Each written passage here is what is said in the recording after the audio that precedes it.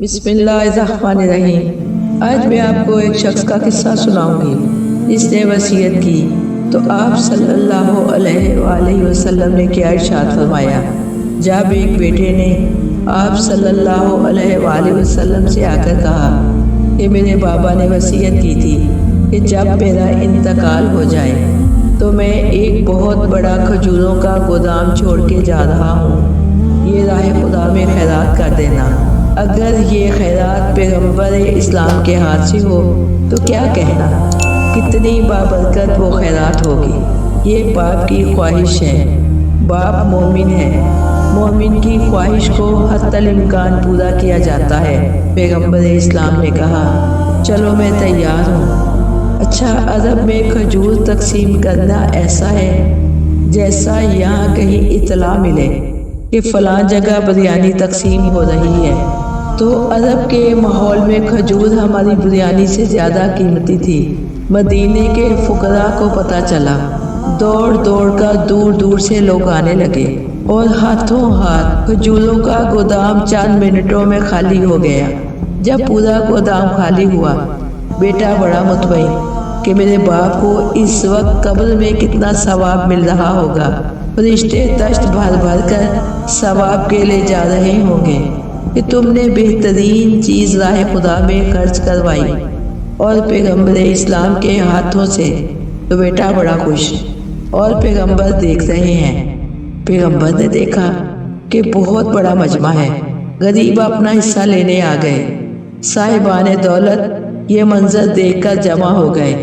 पैगम्बर दीन को फैलाने वाले हैं, इतना बड़ा मजमा देखा, सोचा तबलीग का बेहतरीन मौका है। अब वो गोदाम तो खाली हो गया, झाड़ू लगाई जा रही है। एक खजूर बची, वो भी ज़मीन पर गिरी थी और उस पर सारा बोझ था खजूरों का। चुनाचे आधी से ज़्यादा कुचली हुई है, गली सड़ी है, शक्ल सूरत के एतबार से भी ख़राब है, मट्टी में मिली हुई है। पैगम्बर इस्लाम ने झाड़ू लगाने वाले को रोका और उस खजूर को उठाया, बेटे को मुखातिब किया, मगर सुनाया पूरे मदीने वालों को कि तुम्हारा बाप अगर ये खजूर अपने हाथ से खैरात करके ज़िंदगी में जाता तो इसका सवाब इस भरे हुए गोदाम के सवाब से ज़्यादा हो जाता अगर अपने हाथ से दे के जाता। मसलन एक आदमी ने दूसरे को 200 रुपये कर्ज दिए। अब कर्जा जिसने दिया वो बार बार मांगता है कि भाई लाओ मेरा कर्जा वापस करो। ये आदमी टाल मटोल, आज नहीं कल, कल नहीं परसों। इसी तरह एक दफ़ा ये दोनों जा रहे थे किसी सफ़र पर, रास्ते में डाकू आ गए। एक मर्तबा सबको लाइन में खड़ा कर दिया, पिस्तौल उनके सीनों पर रखा और सबका माल लूटने लगे। अब जिसने कर्जा लिया जेब से 200 निकाल के बराबर वाले को दिए कि तुम हमेशा कर्जा मांगते थे, आज बेहतरीन मौका है, मैं तुम्हारा कर्जा देता हूँ। उसने कर्जा देने का मौका ढूंढा भी तो किस मौके का इंतखाब किया। जब देख रहा है मैं वैसे ही लूट रहा हूँ तो कहा चलो कर्जे के नाम पे वापस कर दूँ। यही फिक्र है जो इस्लाम खत्म करना चाहता है।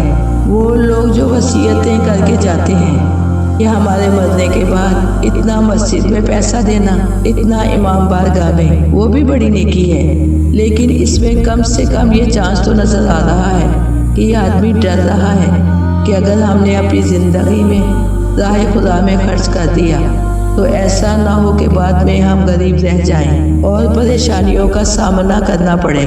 उस वक्त अल्लाह को दो, कहा जब हम कब्र में चले जाएं हमारे लिए कोई पैसे का मसला ना हो तो उसमें से अल्लाह को दे दो, तो वो भी एक बहुत बड़ी नेकी है।